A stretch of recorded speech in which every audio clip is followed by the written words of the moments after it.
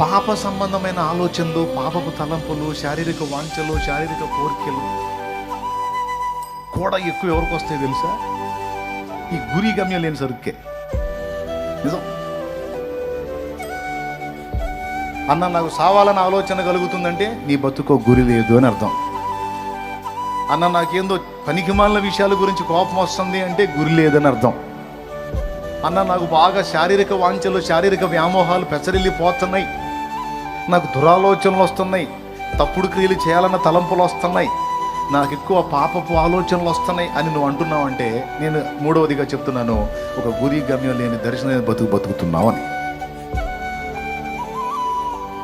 ఆ వ్యక్తులకి ఈ 3 లక్షణాలు వస్తాయి. ఇంకా మరికొన్ని ఉన్నాయి,